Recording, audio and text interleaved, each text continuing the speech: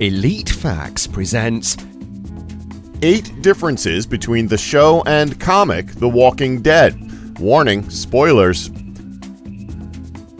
Before we get started, we want to stress the fact that this video includes spoilers to both the show and the comic book, so please keep that in mind as we move on with the video. So here are 10 differences between the show and the comic. 8. The Dixon Brothers. Let's start the list with something a bit obvious but still a significant change from the comics. Anyone who reads both the comics and watches the show knows that both Daryl and Merle Dixon didn't exist in the comics. In fact, they don't even replace any characters in the comics. They're something Robert Kirkman made specifically for the show, and surprisingly, they stuck with both comic fans and fans of the show. Hell, Daryl Dixon is arguably one of the show's best characters and has risen to a prominent position in Rick's group. Not to mention, Merle Dixon had a huge impact in the 3rd season of the show, playing the governor's right-hand man, no pun intended. Gotta say, for characters that weren't a part of the original source material, they sure did make a lasting impact. 7. Shane's lifespan. So one thing a lot of fans of both the comic and show will realize is that the climax of the show's first season was drastically different from the climax in the first volume of the comic. The end of the show's first season was at the CDC, in which both Rick and Shane managed to get through the season without a scratch. In the comic, however, the first volume ends in the forest near where the original campsite was, with Shane's meeting his demise from Carl shooting him through the neck, causing Shane to choke on his own blood and die, or die from blood loss, pick one. In the show, however, Shane doesn't die until the end of the 2nd season, when the group is on Herschel's farm. Shane's death scene plays out almost exactly the same as the comic, only with a few changes, such as the scene taking place in the middle of a field rather than in the middle of a forest, Rick being the one to initially kill Shane with a knife rather than Carl being the one to shoot him in the neck with a gun. And Shane does reanimate as a zombie, only for Carl to shoot him right between the eyes. In the comic, however, we don't see Shane as a zombie until issue 15, or volume 3. Fun fact, John Bernthal, the actor who played Shane, requested that his walker should be the only one to talk, as he wanted him to say Rick's name after he reanimated. We know it's pretty dumb, but Bernthal did also suggest that the gun Shane was aiming at Rick should have no ammo loaded in it, thus essentially tainting Rick's moral compass. That version of Shane's death sounds like it would have been amazing. 6. The governor had plenty of missing limbs and was Hispanic. So, sanity-wise, both governors were crazier than a bag of hula hoops, so there's no change in personality. However, 2 of the most significant changes in the governor's appearance are that in the comic, he's Hispanic and missing a few limbs, whereas in the TV show, he's white and is only missing an eye. Let's also not forget his exit from the show and comic, as they both exited their respective forms of media differently. In the comic, the governor is killed by Lily after she witnessed the death of both Lori and Judith Grimes. Realizing the governor is a disgusting excuse for a human being, she shoots the governor in the back of the head and kicks him towards the walkers, allowing nearby survivors to make their escape.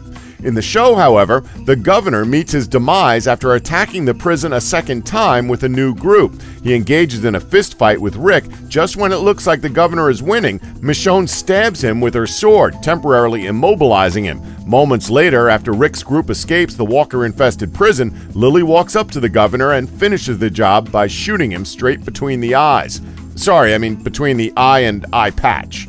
5. Rick lost a hand. One of the most significant changes from the original source material is the fact that Rick Grimes has managed to keep both of his hands throughout the course of the show so far. Emphasis on the so far. You never know what's going to go on in the mind of Robert Kirkman. However, almost as soon as Rick and his group arrive at Woodbury in the comics, the governor callously hacks off Rick's right hand. Personally speaking, keeping his hand is probably for the best, as it may make the show look unrealistic in terms of combat, as reloading a revolver with only one hand must be the biggest pain in the ass. However, it's a show about the zombie apocalypse, so it's pointless to even bring realism into the conversation. 4. Dale.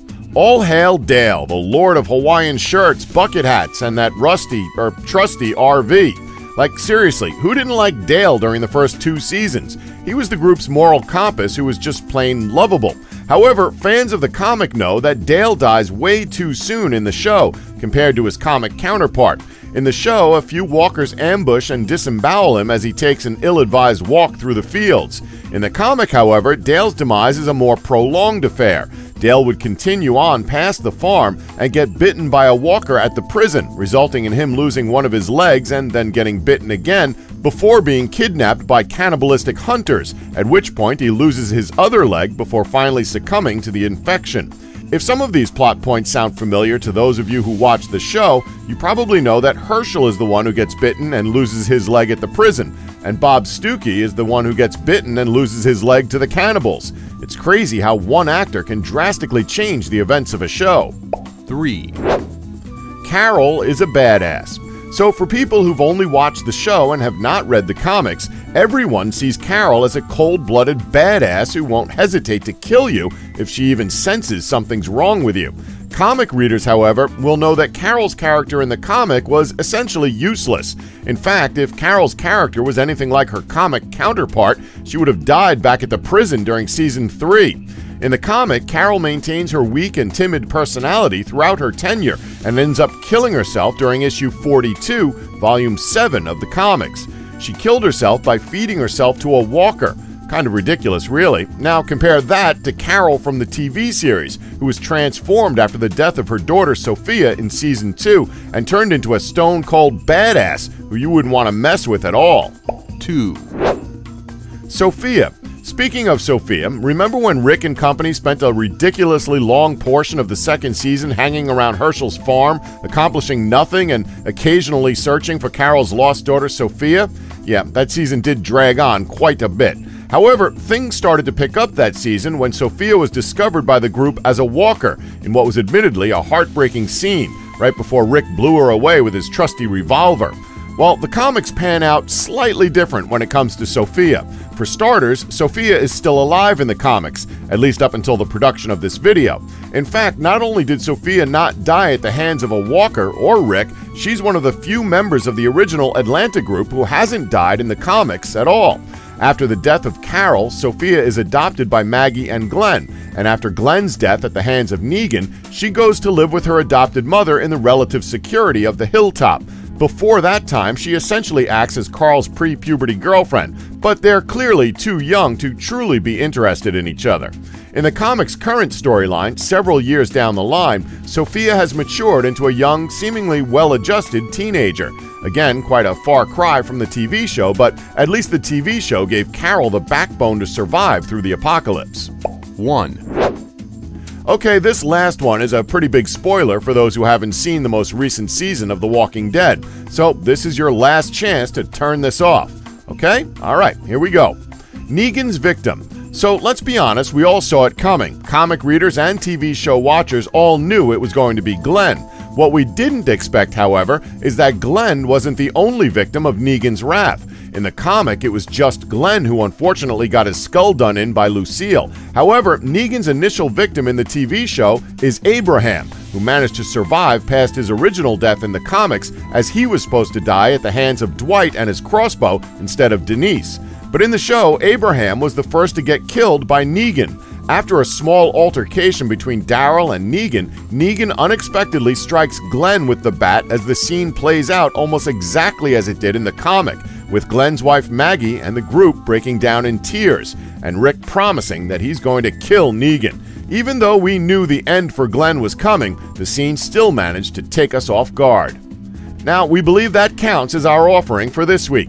Let us know in the comments below if we missed any differences between the comic and the show. And thanks for watching.